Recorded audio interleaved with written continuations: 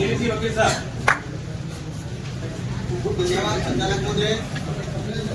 जय जोहार का नारा है, भारत देश हमारा है, जय जोहार का नारा है, भारत देश हमारा है। अरे पवार जी का निलंबन वापस लो, वापस लो, वापस लो, अरे पवार जी का निलंबन वापस लो, वापस लो, वापस लो। आज जिला मुख्यालय पर हमारे वैचारिक गुरु आदरणीय भंवरलाल जी परमार साहब के समर्थन में जिले भर से आए हुए तमाम भीम प्रदेश विद्यार्थी मोर्चा के साथियों का, बहनों का, भाइयों का दिल से हार्दिक जोहार अभिनंदन करता हूँ। साथियों, हमारे वैचारिक गुरु जो संवैधानिक दायरे में रह करके हमें हमारे भारत के संविधान हमें बोलने की आजादी देता है। भारतीय संविधान के आर्टिकल 19 एक के तहत बोलने की, अभिव्यक्ति करने की स्वतंत्रता दी गई है। उसके बाद भी ये पक्षी सरकार दमनकारी नीतियों के तहत हमारे वैचारिक गुरु का निलंबन किया है, जबकि शिक्षा के क्षेत्र में, समाज में व्याप्त कुरीतियों को मिटाने के लिए हमारे संविधान के अनुच्छेद 51 AS के तहत वैज्ञानिक दृष्टिकोण को स्थापित करने के लिए, वैज्ञानिक शिक्षा देने के लिए उसमें प्रावधान किया गया है।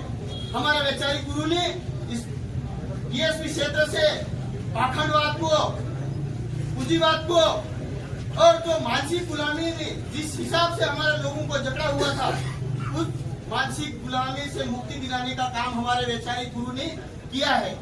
तो उसी सोच बनाने के लिए इस DSP क्षेत्र में यहाँ के आदिवासी जाग चुके हैं, यहाँ का युवा जाग चुका है, यहाँ का एक एक व्यक्ति जाग चुका है। इन लोगों की मंशा को समझ चुके हैं। इन चीजों को ये लोग पचा नहीं पाए हैं। इनकी धरातल यहाँ से खिसकती जा रही है। इसलिए इन लोगों ने एक षड्यंत्र के तहत हमारे वैचारिक गुरु का, इन लोगों ने असंवैधानिक तरीके से उनका निलंबन करवाने की कोशिश किया है। साथियों, मैं आपको अवगत करवाना चाहूंगा, आज जो बीजेपी सरकार हमारे मुखिया भगवान बिरसा मुंडा जयंती आदिवासी गौरव दिवस के नाम से, जनजाति गौरव दिवस के नाम से मनाए रहे, आदिवासी ना कह करके जनजाति गौरव दिवस के नाम से मना रहे हैं। यही बीजेपी के लोग हम जय जोहार बोलते थे और जब बिरसा मुंडा कहते थे, तो यही बीजेपी के लोग हमारे पुरखों का अपमान करते थे और हमें कहते थे ये जोहार तो झारखंड का है, ये बिरसा मुंडा तो झारखंड के हैं। और आज ये गांव-गांव रैलियां निकाल करके जनजाति गौरव दिवस मना रहे साथियों।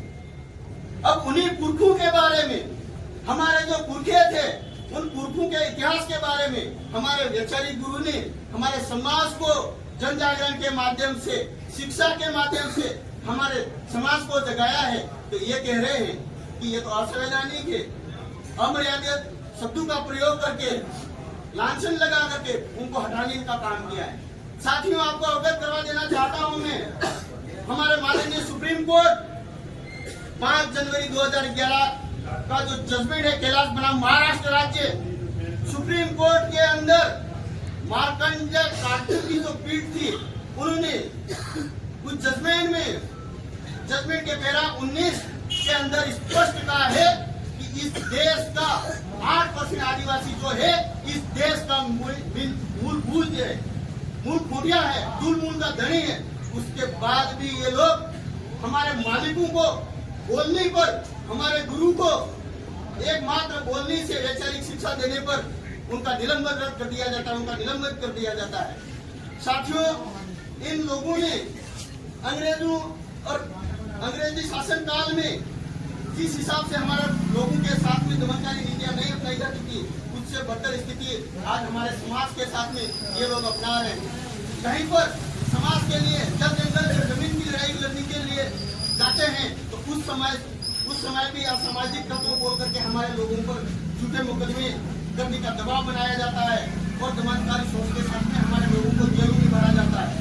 आज वही हमारे जो शिक्षाविद है, जो समाज को जागृत करने का काम करते हैं, उन्हीं शिक्षाविदों को उनके ऊपर झूठे झूठे आरोप मंड करके झूठे षड्यंत्र के तहत उनको भी उनकी आवाज को दबाया जा रहा है। यह हमारे मौलिक अधिकारों का हनन कर रहे हैं। हमारा देश संविधान से चलता है, लेकिन ये वापस राजतंत्र लाने की कोशिश कर रहे हैं। इसलिए हम इस मंच के माध्यम से ये कहना चाहते हैं, हमारा देश संविधान से चलता है और संवैधानिक दायरे में लेकर के हमारे हक अधिकार के लिए लड़ना कोई गुनाह नहीं है।